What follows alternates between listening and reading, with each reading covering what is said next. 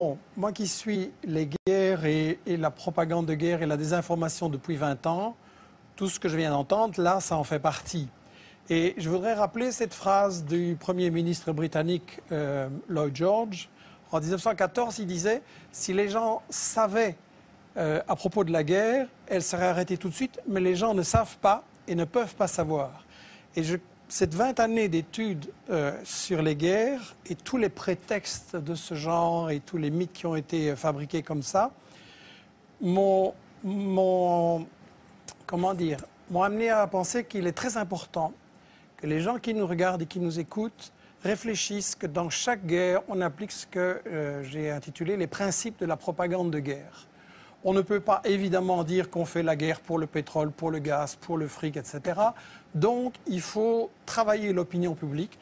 Premièrement, en cachant les intérêts. Et je m'excuse, la question de la Syrie, c'est très simple. Il y a du pétrole, il y a du gaz, il y a des gazoducs, il y a des projets énormes en dessous de la Méditerranée qui intéressent Israël, tiens. Et quand on voit que Total et le Qatar, maintenant en Libye, se partagent le gaz, ben, il ne faut pas faire un dessin. Le deuxième grand principe de la propagande de guerre, c'est de cacher l'histoire. Et la France se pose en donneuse de... Enfin, la France d'en haut se pose en donneuse de leçons. Il ne faudrait quand même pas oublier que le colonialisme français a bombardé les Syriens en 1945 pour les empêcher d'acquérir leur indépendance, a pratiqué et organisé la division de la Syrie, notamment sur des bases religieuses, et puis que toute l'histoire de la Syrie, depuis qu'elle a résisté à Israël, ça a été le travail des États-Unis et d'Israël pour affaiblir et briser la Syrie.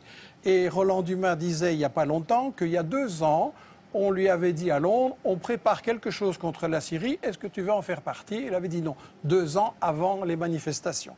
Le troisième grand principe de la propagande de guerre, c'est qu'il faut absolument, quand on a décidé d'attaquer pour le pétrole, le gaz ou le fric, il faut absolument diaboliser l'adversaire. Et donc là, on a droit à toute une série d'histoires. Et celui qui dit, moi je sais, qui dit ici, je sais tout ce qui se passe en Syrie, je n'ai aucune certitude, pour moi c'est un charlatan.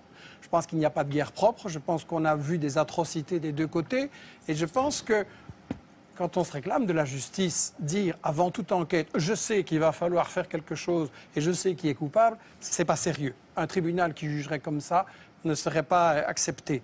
Sur la question des armes chimiques, c'est évidemment intolérable. Je voudrais juste poser la question à ceux qui connaissent bien les États-Unis. Quel est le pays dans l'histoire qui a le plus utilisé des armes chimiques, biologiques et bactériologiques? Sinon les États-Unis, avec 250 kilos d'armes chimiques balancées sur le Vietnam et maintenant encore des bébés qui naissent comme des monstres. Et dans toute une série d'autres pays. Donc si Obama trouve que les armes chimiques c'est intolérable, il ne doit pas aller très loin pour punir les coupables. Le quatrième grand principe de la propagande de guerre, c'est qu'il faut toujours se présenter comme défendant les victimes. On fait toujours des guerres soi-disant humanitaires. Mais là, la mèche a été vendue hier ou avant-hier, je ne sais plus, par Bernard Kouchner, qui est un pro-interventionniste, et qui a dit devant une télé française, bien sûr que le but c'est de renverser Bachar el-Assad, mais il faut un habillage diplomatique. Ça veut dire qu'on n'est pas là pour défendre les Syriens, parce qu'en réalité c'est une guerre qui a été provoquée par les États-Unis et leurs alliés dès le départ, comme Roland Dumas l'a dit. On n'est pas là pour protéger les victimes et pour les empêcher. Au contraire, on veut qu'il y en ait plus pour avoir un prétexte d'intervenir. Et je tiens à rectifier les mensonges qui ont été dits.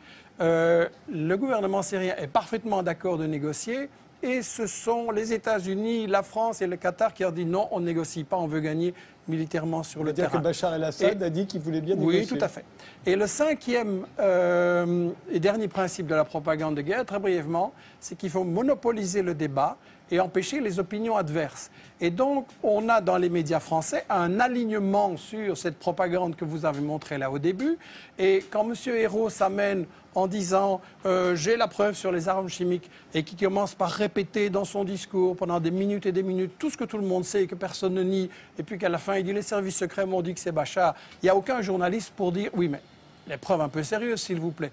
Et donc quand on voit des gens comme Fabius, comme Bernard-Henri Lévy, comme Hérault ou BHL, qui viennent avoir le courage de bombarder, mais pas le courage de débattre devant des gens qui connaissent le dossier et qui ont les arguments contraires, il faut quand même beaucoup se poser la question.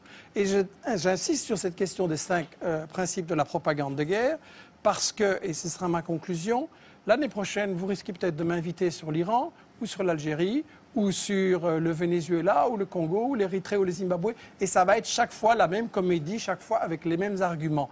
Il n'y a pas de guerre vraiment humanitaire. Il y a toujours des intérêts pour le fric, il y a toujours des intérêts pour les matières premières. Et il est temps quand même qu'on se dise, si on veut une humanité solidaire et mettre fin aux guerres, il faut voir qui provoque ces guerres. Frédéric Ancel. Je pense qu'il y a des guerres